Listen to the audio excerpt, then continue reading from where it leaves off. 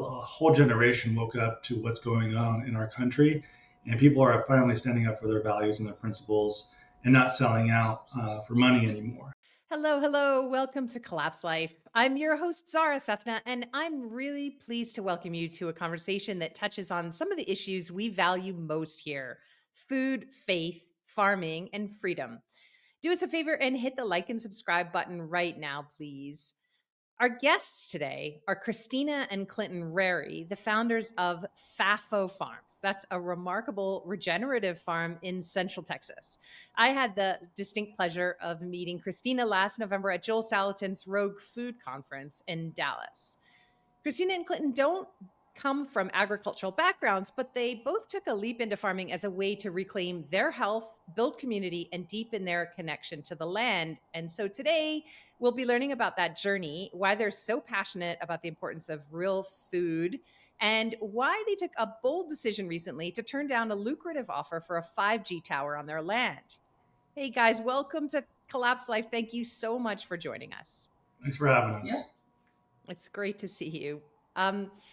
So for those who haven't heard your story, can you just start by telling us a little bit about what inspired you to take a leap into farming, especially because you don't come from farming backgrounds? So in 2022 or 21?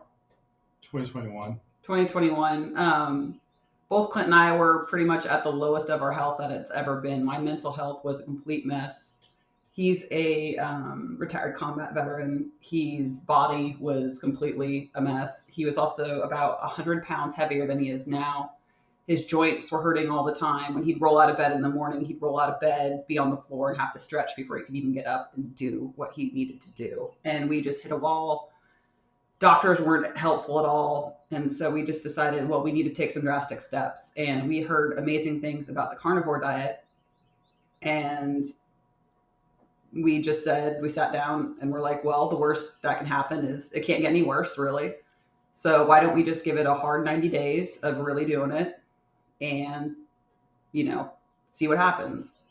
And it was amazing because within the first 30 days, I was able to got off all my mental health meds, and I was taking a lot of them. And it was just like, I felt clear. I felt better. I had energy. He felt better. His joints didn't hurt as much. He had energy again. He wasn't just loafing around the house. He was he had zeal to go and actually do stuff instead of just muddle through the day. And the mental clarity was amazing too. Instead of just having this brain fog that at least I've had since I can remember. And we were like, oh my God, this is amazing. So yeah. So for about 2 years, we were really hardcore carnivore. Yeah, really hardcore on carnivore. And then at that time, it was during all the COVID lockdowns and still with Austin. Yeah, we were still living in Austin, and my business, I was running a solar install company at the time. I was in the solar industry for 8 years, and it was going good until COVID hit, and they basically said, you can't go out and knock on doors and talk to customers anymore. Basically destroying my business overnight. And that's when I decided to actually run for city council in Austin. Mm-hmm. And just saw how corrupt politics was and how they waste our money on ridiculous things. And then after losing to an open socialist that said she wanted to burn the city to the ground and start over, saying it might sound a little radical, we saw this same blueprint happening when we left California. And so I was like, well, the writing's on the wall. We got to get out of here. And that's when we decided to buy some land and kind of get into regenerative farming, because we were following Joel Salatin at the time, and we were looking at getting into poultry and starting that route and just creating a healthy source of food out here, because there's not a lot of healthy sources. Even living in Austin, it's very limited. So you have select stores that will have organic products, but it's not all over the place. Right. So our first couple months in business doing that, our first batch was 80 birds, and my disability with the military, after I was done processing all the birds, I was hunched over and just stuck in that position. And I was like, well, this isn't going to be sustainable for us to continue doing if I can't process these birds, and it's just me and you doing it at the time. And the last thing I want to do is have Herb doing all the processing. We had a dairy cow at the time, and she was producing milk way more than we needed for ourselves, because we got them individually for ourselves. And so we started looking at, okay, well, we have people that are interested in raw milk. So let's see if we could market this and sell this up here. Mhm. Just finding all the loopholes that we had to jump through just to get licensing to sell to the general public was kind of ridiculous for small farms, because you're looking at just right out the gate before you'd have to get a loan. It'd be about $40,000-$50,000 to build up the infrastructure before you would pay $10,000 for licensing just to sell retail.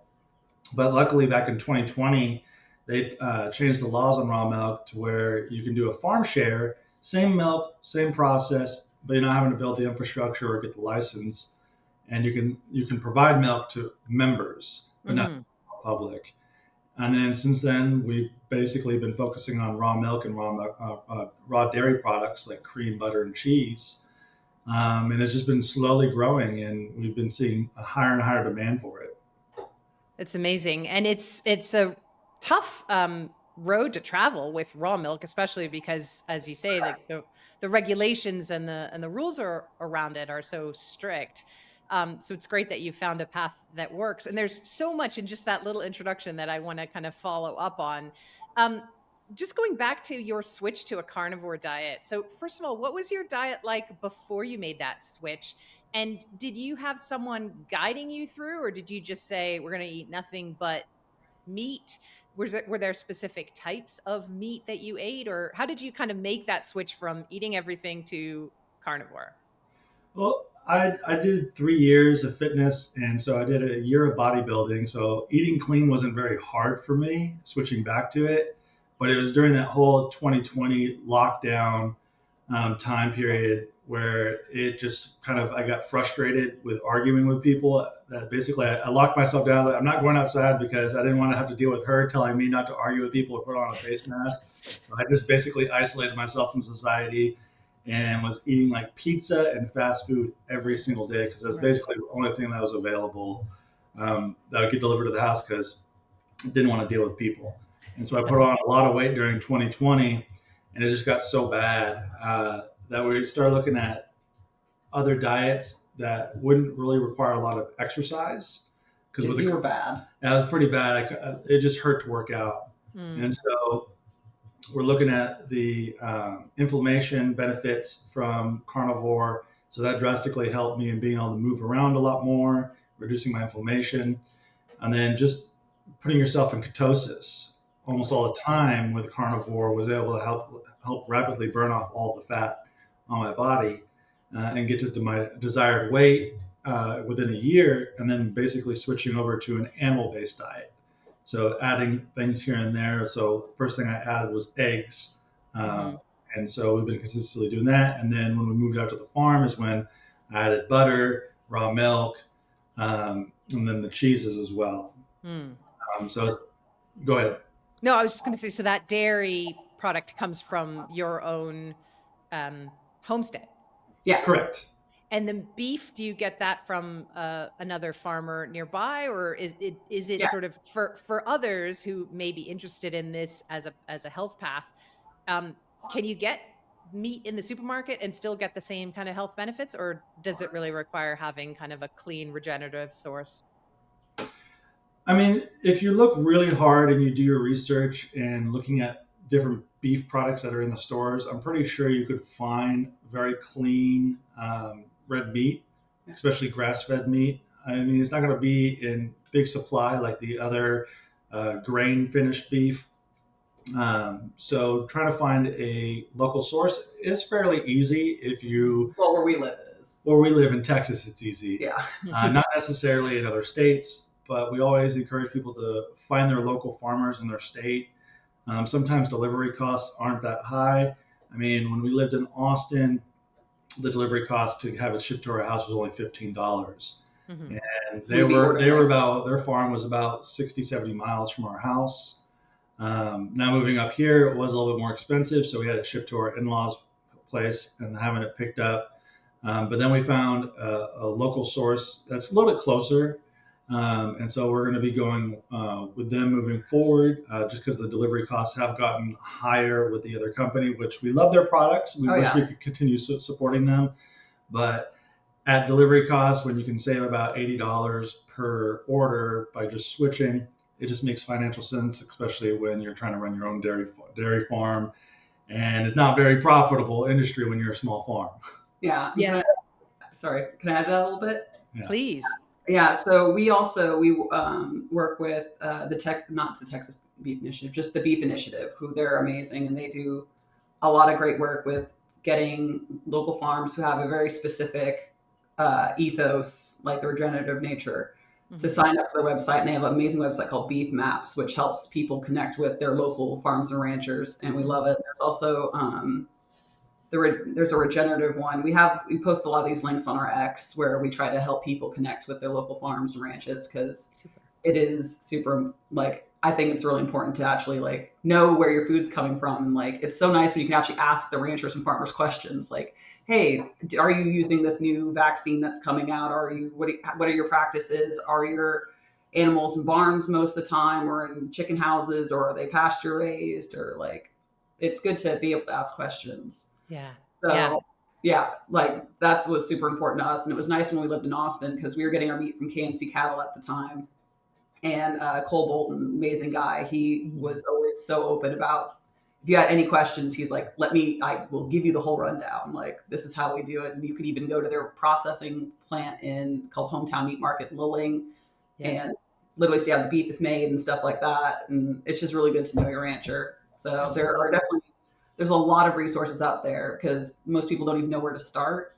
And that was really overwhelming for us, because it's like, where do you start? But there's also good brands in grocery stores, like Primal Pastures, White Oak Pastures, I think, is in stores right now. Okay. If you're looking for raw milk farm is in a lot of stores right now. Mostly in Sprouts or in Whole Foods. Yeah. Oh, perfect. Yeah. And then, there's another one It's okay.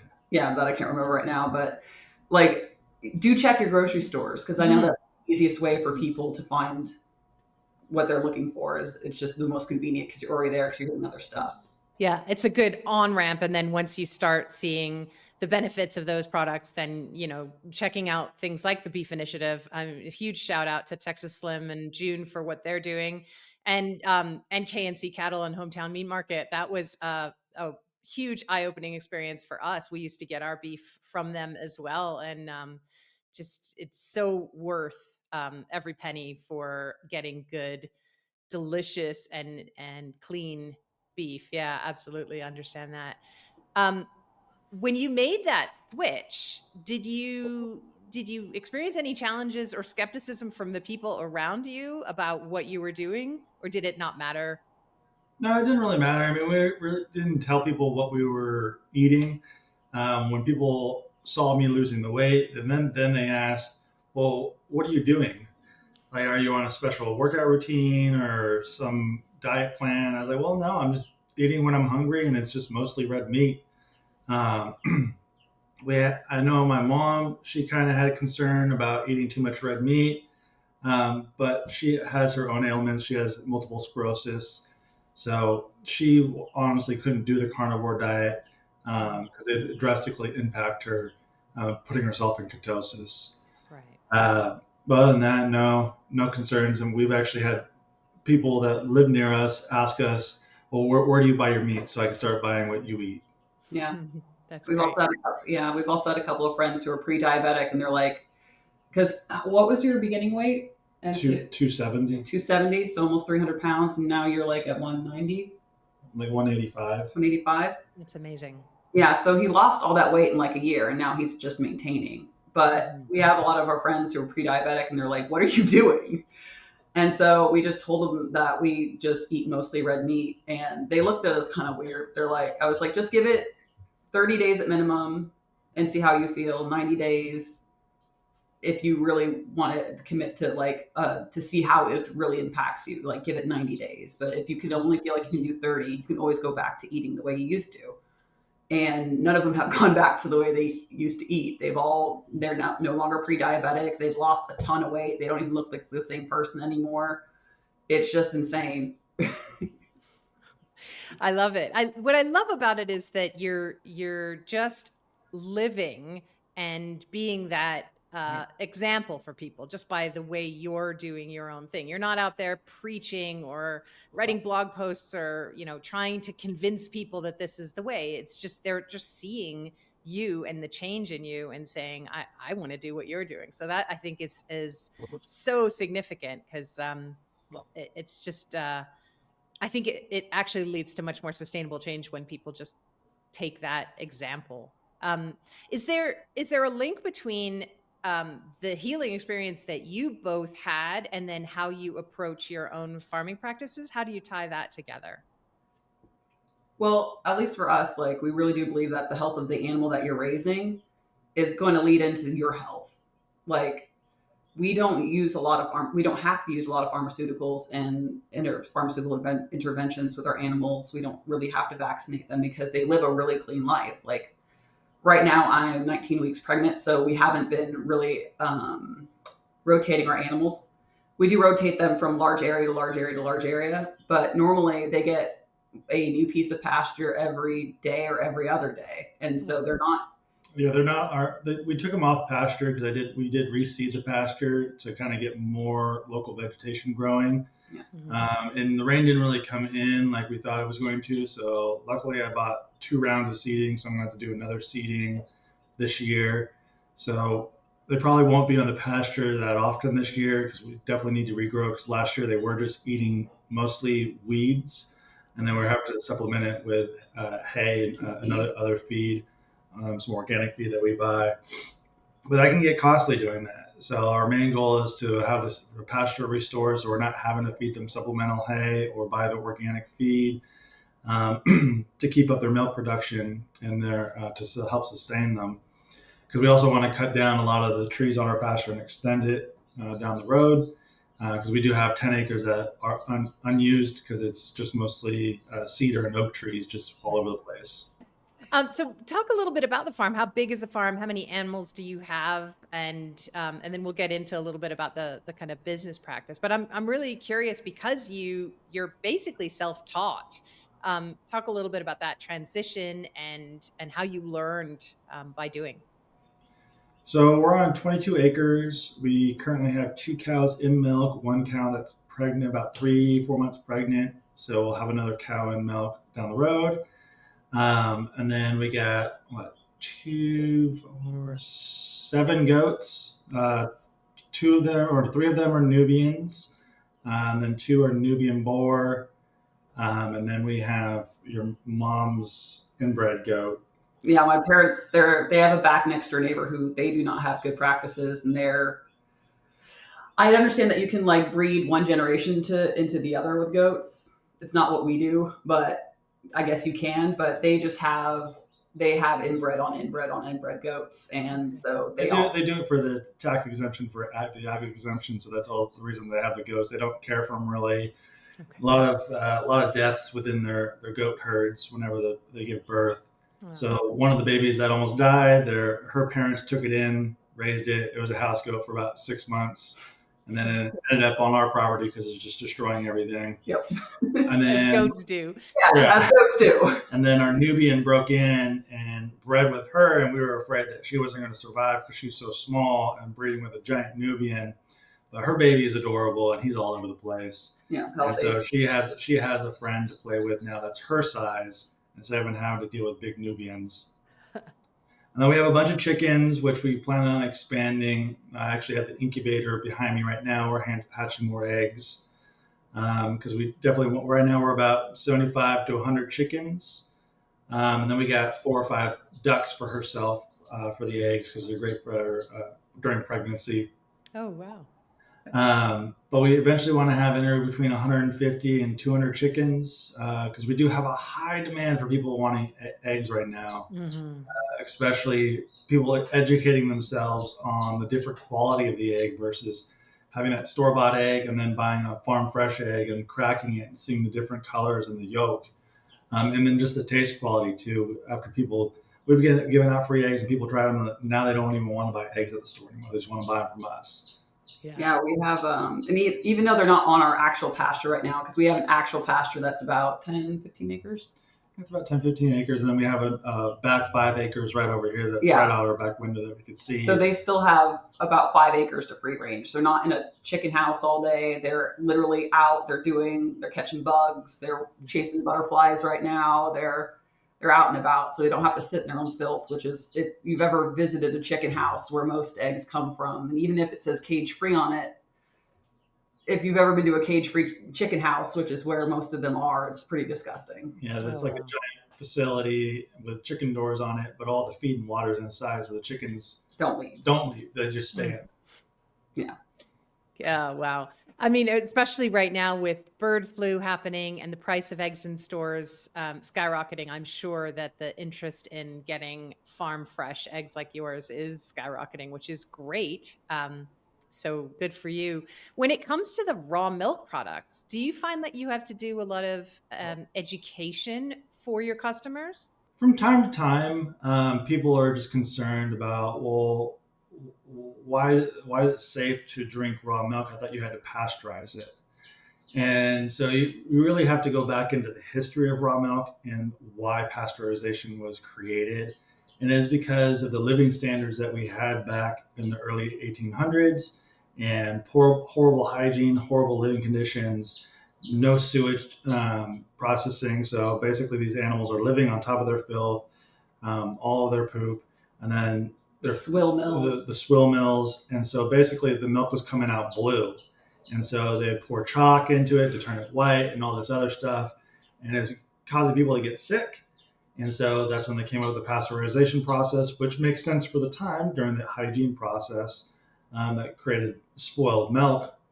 But now today, with the technology that we have and the cleanliness that we have, it's safe to drink milk from straight from a cow now, versus it was 100 years ago. Right. And just getting people past the propaganda that we've been educated on the last 100 years can be a challenge for some individuals because they just don't want to be awakened from the lies that they were told. Exactly. Yeah, there's a lot of fear. I'm just laughing because I can hear the little chicks cheeping in the background, which is lovely. Yeah. Because but like, we drink raw milk for thousands forever before we started having these huge cities and then trying to do food in huge cities and disgusting environments. But if you're getting your milk from a clean environment, and I do suggest, like, for our farm share members, they're allowed to come up whenever they want and visit the farm. They're allowed to see where their food comes from because we believe in transparency. Like, paramount is paramount. And they can ask any questions. They can meet the cows. They can pet the cows or the goats. But like, if your milk is coming from a dirty place, yeah, you definitely want to pasteurize that. But if you're getting your milk from somewhere that's clean, that really cares. And I mean, it's honestly pretty easy to keep an area where we have 2 cows that we're milking clean and keeping the equipment clean because we only have 2 cows. Like, that's pretty simple and pretty easy. So definitely check out the farm if you are getting raw milk. The raw milk farm is the one you can get in stores typically. And they are like the golden standard for raw milk. They have their own testing facility on the property. They test their milk. I think it's like every day. So like, just really educate yourself about the farm you're getting it from. Right. And why do you ask questions? And if they don't want to answer questions, that's kind of a red flag. Sure. Why do you think that there is so much pushback from a sort of regulatory standpoint on raw milk when clearly it, as you say, this was the norm not that long ago? This is how people lived. We've gone into this very kind of safety mode in society. I understand that. And people are afraid of everything. But for those who want to provide raw milk like you're doing, and for those who want to take it on as their own responsibility as consumers, why do you think that there's still such a pushback against it? I mean, I do believe it is a financial factor because a lot of the blocking happening is coming from big dairy. And they're the ones that are lobbying for all these laws against raw milk, or if raw milk can be sold in that state, they want it to be as a farm share, or if you want to sell it, you have to get a license and build all these facilities, which can be a big financial burden for small farms to start out. Yeah, the barrier to entry is just huge. The barrier to entry is just massive to get in there. And I'm grateful we have a large farm like Raw Farms in California that made it past that hurdle. And they're doing the largest education out there to change the premise around and the scare around raw milk. So I'm grateful that they're doing what they're doing. But there's a lot to change, and a lot of education to go back out there to reformat our brains on what's truly healthy and what we should be afraid of. People aren't hesitant to buy something off the shelf that has 300 ingredients on it and consume that. But drinking something that comes straight from an animal, it scares the heck out of some people. Yeah. That's such a strange little dichotomy that we've built ourselves into in such a short amount of time. We had that conversation with Joel Salatin a few months ago when he came on Collapse Life. And just the idea that we've moved so far away from being in our own kitchens and having a food culture in America and just kind of going from farm to table. It's surprising how hard it's been to kind of turn that ship around. And it's one of the things I wanted to ask you about, because the farm share model that you guys are pursuing is it's not incredibly rare, but to a lot of people, it is new. It's a new novel idea. So talk a little bit about how it works and how it's kind of an example of some of the ways that farmers like you are working to go direct to consumer. With our farm share program, we have different tiers. So for like people that are local, we have like a $25 membership, which gets them access to about 2.5 gallons of milk a month, depending on if they're wanting skim or whole, up to $50 a month, which is 4.5 gallons for our local members that are just looking for milk. And then they come to our farm to pick up. Yeah, they come to our farm to pick up because we don't deliver at that pricing. And then we get to our $100 membership, which we call our bronze membership. Basically, they get a $10 bonus, so they get a share of all of our products that we produce on the farm, and they get $110 worth of product. And then we go from there, 200, 300, and it's a $20 bonus, $30 bonus. And so basically, we tell them they're like cell phone minutes on an old cell phone plan that rolls over month to month, doesn't expire if you don't use the money that you want to consume that month, because we understand people travel, work gets involved, so they kind of forget and time passes. And so starting out, a lot of people were like, well, I don't think I'm going to spend like $100 a month on product. And then their first order comes in. They're like, oh, I need to bump it up to the $200 one because I definitely want more butter. I want more eggs. I want more cream. So after they get that first order in, they realize, oh, I'm actually going to be consuming a lot more than I thought I was going to. Yeah, and also how we structured it is we literally broke down about how much our cows produce each month when it comes to dairy. And that's how we figured out, like, okay, this is how much this is going to be, and how much, what people's access is. Because we can't make our cow, you can do things to make them produce more, but we're not going to do it. Yeah, it takes injecting hormones and stuff like that. But basically, we look at, okay, one cow, if she's producing 6-7 gallons a day, we can have like 10 bronze members sign up with that one cow if they're consistently getting milk, or depending on whatever tier we could figure out can be attached to that many cow, that one cow. Yeah, and then we also allow for our consumption too, and we always want to make sure that we have milk in whatever our customers or farm share members need available. There's some days where we're like, I don't have any milk for myself today. Yeah, but a problem we have seen with some farm sharers is that they'll oversell their cow. They'll say, this is how much you pay for your monthly shares of the cow, but then they'll oversell it, and then some of their farm share members. Yeah, there's a farm out near Leander, just south of us, and we had a farm share member that left them to come to us because every time they wanted milk each week, they're always sold out. Oh no. Well, if you're running a farm share, you can't be sold out of milk every week, and you haven't been able to get milk in like 2-3 weeks. They're not running a legal farm share. They're just sending as many people up as they can to make sure that their farm's profitable, because probably they just have too many animals to sustain the farm share population that they have. Right. Is that a sign that there's actually an increasing demand for this kind of food product, do you think? There's a huge demand. It's the loopholes that the state makes small farms like ours jump through to be able to provide that product to the public. And so doing the farm share, you're not able to scale as quick as you want to, versus if you're able to just sell to the general public. Right. You understand, okay, I'm selling this much milk, I need to increase my cows. Versus farm share, you're limited by how many members you have. So you got to add the members before you can add the cows. Right. We're witnessing right now this grassroots movement of Make America Healthy Again, and we have even the potential of Joel Salatin having a seat at the table with this new administration. So what are you most hoping to see in terms of a change that would support small farmers like yourself, and also maybe help consumers who are looking for access to the types of products you produce? Well, I'm really positive with Thomas Massey kind of leading the charge with food freedom. With the Prime Act. With the Prime Act, that is a start. Now that doesn't help dairy farmers, but it does help all the other farmers, providing beef and chicken to the general public without having to jump through all the regulations and hoops that big ag can jump through. Mm-hmm. So I'm really hopeful for that.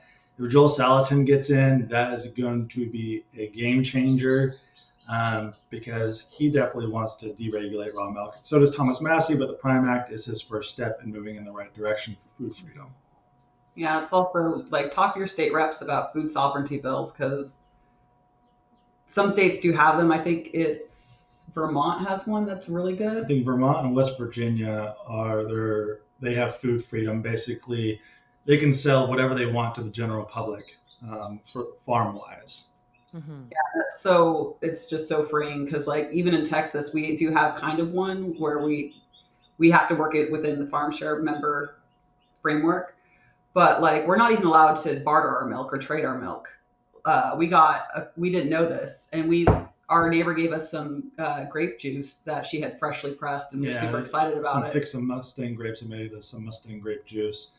And she dropped it off in our mailbox, and I was like, well, thank you. So I'm going to go drop off some milk in your mailbox. And you put it in her fridge. Yeah, put it in her fridge. And then I just shared about how great it is to have a close-knit community that you kind of just provide stuff to each other without even asking. And then someone that didn't like me when I ran for city council reported us to the health department and said, you can't do that. That's illegal in the state of Texas. Yeah, they consider it a sale, and the state would like its piece if it's a sale. What? How is that a sale? Because we accepted goods for goods. Oh my goodness. Or If you made a pot roast and took it over to your neighbor and she said, oh, I just made a blueberry pie, that would be considered a sale? They consider that a sale, yes. Well, at least with the dairy. No, in the state of Texas, it's considered a sale. Oh, that's ridiculous. Because we're like casserole people. One of our friends, like if their kid has a surgery and they're coming home and they're like, we bring over casseroles. Like we're a casserole community. Like your house will be filled with food for a week, so you don't have to do that. So you don't have to make dinner. Like It's a real community where we are now, and it's just so amazing. And to think the government would want to get in the way of that is. It's frustrating, and it hurts a little bit. It's crazy, and it just goes to show how the system is stacked against us being sovereign and being able to make our own choices and being able to support small farmers like that. I mean, if the system is designed in such a way that you can't share grape juice for milk, then something is definitely wrong. But the fact that you found a community is amazing. And I know just from following you guys on social media that that's a big part of the kind of success that you've been able to find. Oh, yeah. And it leads me to a little bit of a pivot, but something that we mentioned in the introduction. You were recently approached about having a 5G tower on your property. So I want you to tell the story of how that happened and the decision that you made and how that kind of also affected the community or the support that you received from the community. Yeah. So my in-laws, they have horrible cell phone service up here whenever they come up here because they own the property. We kind of went in together. when we sold our house to move up here, and then they're going to be moving up here in the next couple of months, building their house. Yeah, we want to create a multi-generational compound like back in the days. And Awesome. so they were at AT&T looking to cancel their plan, and then they had one of the state reps out there that happened to be in the store at the time. And so he overheard the conversation, and he said, well, where do you live? And then he pulled up their house. He's like, well, this would be a great location for a 5G tower. Would you be interested in allowing us to install this tower on your property, and we'll pay you $8,000 a month to have this tower installed? And so her mom texted us while they're at the store, hey, AT&T is offering $8,000 a month to install a 5G tower on the property. My immediate response is, that's a hard no. Because the EMF radiation that gets pushed off from these towers, I've seen videos, I've seen studies of people being around the schools that have a lot of these towers, and they have the EMF radiation devices, and just the output of it getting blasted consistently, and then seeing the studies of long-term EMF radiation on how it impacts the health of people, reducing their immune system, causing them to get sicker easier. I was like, that's the last thing I want to have on my property. Like, if you lived out here and it was just you guys and you didn't really care, that's fine. But we're trying to raise a family. Last thing we need to do is, one, you already have 2 kids that have autoimmune issues. So if you want to put that tower out here, cause them to get sick, and then your grandbabies to get sick, then we'll just move off the property and we'll go somewhere else if that's something that you want to do, because we just don't want to deal with that long-term health risk with the 5G tower. And so now if we had like 1,000 acres and we could put it in the middle of nowhere where it wouldn't affect anyone, I'd be all for it. But being a small farm, I don't want one near me within 5 miles.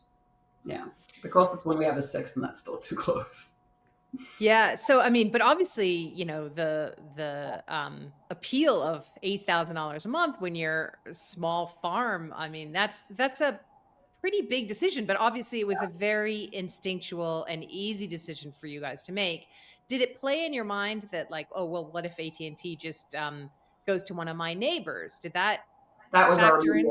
That was her immediate thought. And so I just started contacting all of our neighbors to see if, hey, did they even reach out? Have they in the past reached out? And all the neighbors responded. They've never been reached out by AT&T regarding a tower. And then about 4 of them responded, I would never want one in my property. I will fight tooth and nail to keep one out of here. So, like, grateful that we have neighbors that are on the same page of not having a tower in their neighborhood. Yeah, and then we also started having neighbors reach out to other neighbors, because we know all of our immediate neighbors who surround us, and they're amazing. But we've only been here for like 1.5 years, almost 2 years. So a lot of the people that have been here 20, 30 years, they started talking to the other neighbors. Yeah, and then they're giving us feedback about, no one wants that here. And a lot of the farms, there's a couple of farms like us they're pretty new. They've moved in the last 5 years. But most of the farms around here, they've been here for like 20, 30 years. They've been here even longer. Some of them, it's a multi-generational thing. Like, we have some friends down the road where it's the great-grandparents founded the farm, the grandparents lived there, the parents lived there, they lived there, and then the kids now live there, the babies.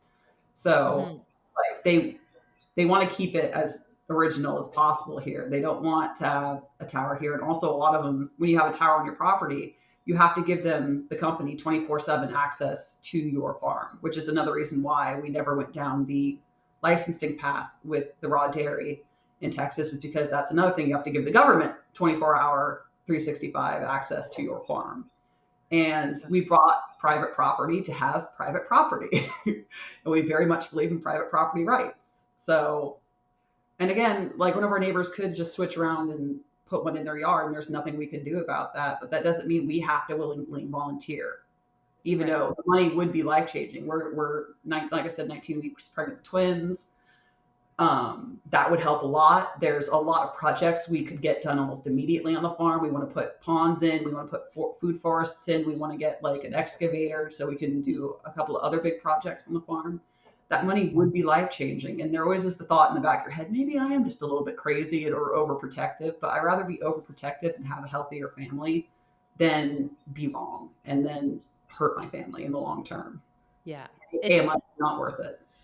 absolutely. It's an incredible example of how, when you set a level of things that you're willing to do or not willing to do, and you just stick to that, how you know, being principled and holding to your principles it changes everything. So yeah, that money could be life changing, but that tower could also be life changing in very Yes. negative ways. Yeah.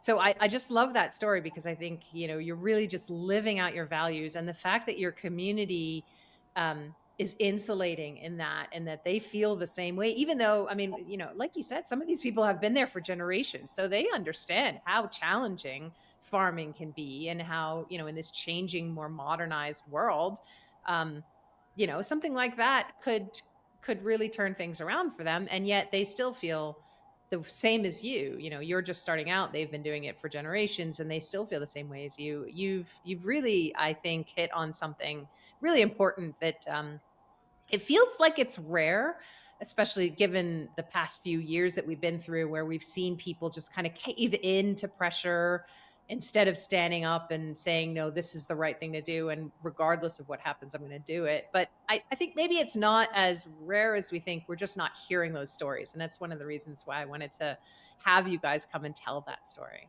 Yeah. I also think you're seeing more and more people stand up for their principles and values due to COVID. COVID opened up a lot of people of what's going on. And yeah, we lost a lot of lost a lot of people due to COVID, and they're still here because they're mentally not well. People are broken, but a whole generation woke up to what's going on in our country, and people are finally standing up for their values and their principles and not selling out for money anymore. James O'Keefe, big independent journalist, he's the one's kind of pushing that movement. If there's a dollar amount that you're willing to sell out, then you're going to sell out for anything.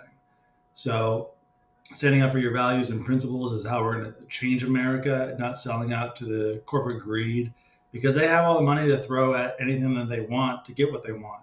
But once we stand up for our principles and start fighting back, the one little chip at a time, and not letting them move forward, that's how we win.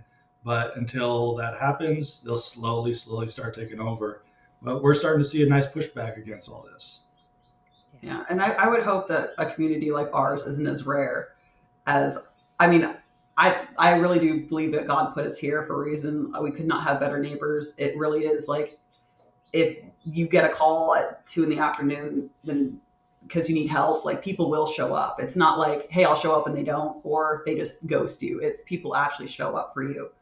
And it's so wonderful. And I really thought that was lost. I kind of had that growing up in a really small town, but that was in the 90s. And I feel like the 90s were like the magical time. But just, I feel like not a lot of people even know their neighbors these days. They don't know the people who live right next door, even if you're in an apartment.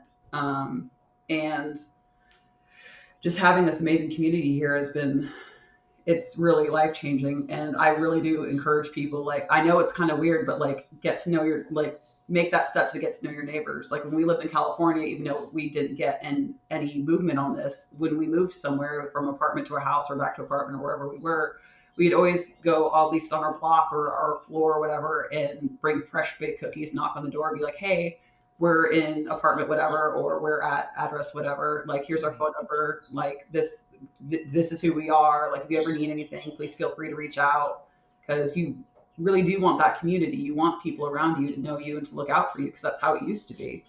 But yeah, but I do pray, because I hear about, we have friends out in like Goldway who we kind of helped her start her farm share, and she has an amazing community around her. And so I'm really hoping that we're not like this special little pocket of like amazingness. I really hope that they're everywhere. But again, you just don't hear about it. Yeah, I don't think we hear about it enough. And I'm sure that there are other communities out there like yours. And I'm really glad that God put you where you are. I was going to ask whether that was, finding a community of like-minded people who can be there for each other is one of the things that we talk about on Collapse Life a lot, in terms of, being able to position ourselves for the changes that are coming or already happening.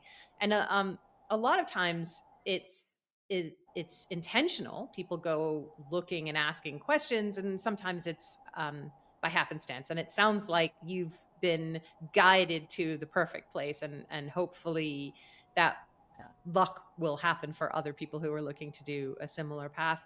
You mentioned that you feel like God put you there, and I wanted to ask the role that faith plays in your entire journey, but particularly in your kind of farming practices as well. What's the connection between farming and faith for you? Do you want me to start, or do you want You can go.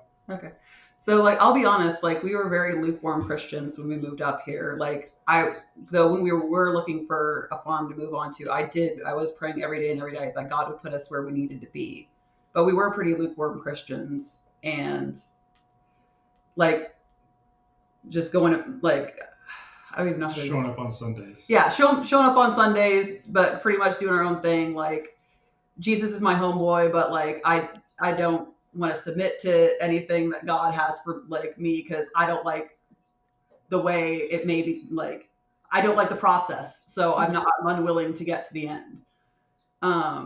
But being up here, and these are like people, we have an amazing church community, and this is the best church we've ever been to. And it's so hard to find a really good church because we've been burned by so many churches, which is why especially in Austin. Yeah. We had some really bad experiences with some churches in Austin, and that was part of our lukewarmness. Was I kind of put like, oh, the church is the representation of God, instead of just having my own relationship with, we believe in Jesus Christ. Mm-hmm. So just moving up here, we've worked on our own relationship with Jesus Christ. And it's amazing that we've been through a lot that we love sharing about our farm life, but when it comes to like our very personal life, we don't really share a lot because it's personal. But we've been through a lot up here during the time we've been up here. And even though I didn't like the process, the outcomes were just so overwhelmingly amazing. Like even just this pregnancy, we lost a lot of pregnancies, which is also part of why we started the carnivore diet and getting really clean with our eating, because we really wanted just to make sure like our vessels were as clean as possible for these kids. And so just going through all of that, and it was heartbreaking, but like in the deep down of it, like I always felt like Jesus was there, or at least when I was lukewarm, God, or whatever was there. But he really has just guided us and put people in our life. Right. Like we have an amazing neighbor named Jimmy, who is like, we're not super Baptist. Like we just call ourselves Christ followers because we pretty much go to scripture whenever we need an answer for anything. Right. But he's like super Baptist, like on fire Baptist, like Bible out front of his property and stuff like that. Like we love him to death. Fire and brimstone. Yeah. Amazing. But he is one of the most amazing people you'll ever meet. He shows up like if you need to clear trees, he's there in an hour with a chainsaw. And when we needed help with seeding our pasture, we weren't sure how to do it, he came over and he helped. He lent us his equipment. He was showing us how to do it. Like and that's just one person, but literally so many people who we've just met in town or around, and especially at our church is a lot of farmers, and they all just want you to succeed. It's not the scarcity mindset. And like I kind of asked a couple of them, like from where we're from in the city, a lot of people have a scarcity mindset. If you're trying to do the same thing or something similar, they don't want to really help you, because what if you out succeed them or take away something from them? That's just not the mindset out here. They want you to succeed. They want you to thrive. They want you to be the best you can be. And it's just been such an amazing change. And like, again, I ask a lot of questions of people because I kind of want to know why people think the way they think. And it's all because they're like, you're a child of God. Why would I not want you to succeed? That's wonderful. Yeah. And they're just wonderful. They're like, your blessings overflow into us. Like, it's not about trying to take anything away from anyone. They understand like you're just trying to do your own thing, and you're trying to provide for your family. You're trying to do whatever you're trying to do. And they're also just so excited to see, especially the old timers like Jimmy and some of the other old timers. They're so excited to see young people, which we're in our mid 30s. So I don't really consider us young, but they're so excited to see young people get into farming. Yeah. They're just like, everyone's dying. Like they're all in their 60s and they're like, everyone's dying off. The farmland gets sold. The subdivision gets put in. Mhm. or it's sold and just never used, and it's just a vacant field, and they're just so excited. And we've just had so many people just walk into our life randomly, and they're also followers of Christ, and they're just like, let me help you, like Yeah. I'll come out to your farm, I'll do whatever you need help with. And like getting anyone to help you when we were living in the city for even something small kind of was like pulling teeth. I mean, they would say they would help, and then the day comes, and then they just no show, no call. Yeah, no show, no call, or like, and like I understand. I really try to believe everyone's doing their best. I really do. I really like. I know he's very cynical. I'm like the happy shiny person. He's just like they are who they are, Christine. But like I really do try to believe everyone's doing their best. But it's just been such a change moving up here and being in this community where people really do show up. Like I remember the first time like someone actually showed up to our farm to help us. I was surprised and almost started crying because I was like, oh my God, like they actually showed up, because they were like 5 minutes late, but it's because they had to they had to get a bowl and like a pen and stuff like that. But like when they were like 5 minutes late, I'm like, oh, I guess it's kind of like the same stuff, different day. But like when they actually drove up the driveway, it was like, oh my God, they're here. Oh, wow. It was so amazing. And I'm just never ceased to be amazed up here. Even something like very personal, which at it was 8 weeks, I started having some bleeding with my pregnancy, and we've lost a lot of pregnancies that start out that way. And I didn't know this, but one of the women at our church is a midwife, and she's like, hey, come in tomorrow, because it was a Sunday. She's like, come into my office tomorrow. I'm going to clear some time for you. Wow. Yeah, she didn't have to do that. Yeah. She knew I didn't know she was a midwife. She didn't have to do any of that. But she also, that day was her day off. So she's like, come into the office with me. We'll make sure everything's okay. She's like, I know how scary it is when something goes wrong with your pregnancy, or you think something may be going wrong. God bless. It was nothing too bad. It was fine. But like having that person just like grab you and be like, I got you. Like, and again, she didn't have to. She could have just kept her mouth shut and gone about her day. But she cared. She noticed, and she knew she could help, and she cared. And that's everything. That's incredible. Yeah, she saw me really upset at church, and I have a couple of friends who I'm really close there too, and I told them, and then they told her, and she's like, no, bring her to me. We'll fix it. Yeah. That's fantastic. Or I'm like, so pleased for you guys. I think it's such an incredible story, and I'm just really, really happy for you. I may have just cut you off, Christine. Were you going to say something? No, I'm just like so grateful, like beyond grateful. It's like if there was a word beyond gratitude, I would use it, but like I can't think of it. But it's just like an infinite gratitude. Yeah, blessed. You're blessed. Overwhelmingly blessed. Incredible. Well, remind people how they can find you and find out more about you. So we're mostly on X at FAFO Farms TX. We do post on IG. There's not a lot of interactions on IG. We just kind of post with what's going on, kind of the day-to-day, good morning, good evening videos. And then our website's fafofarmstx.com. The only products that we do ship out of state are our goat's milk soaps and our shirts. We're currently sold out of hats. It wasn't a big seller, so we're probably not going to be doing those. But other than that, if you want to chat, just learn about maybe farms in your area, we can help you out. Reach out to us on X, and we'll try to connect you with local raw farms in your area, or maybe if you're looking for beef or chicken in your area, we might be able to help out. Fantastic. Well, thank you guys so much. Thanks for taking the time and for sharing your story. Anytime. That is such an inspiring story. We hope you found Christina and Clinton's example of perseverance as powerful as we did. If you enjoyed this episode, please don't forget to hit the subscribe button, like this video, and share it with others who might need to hear this important message about food and faith and freedom and the power of sticking to your principles. If you want to learn more about what we do, you can visit us at collapselife.com and sign up for our regular newsletter. You can also support us on your own terms by checking out our Buy Me a Coffee page.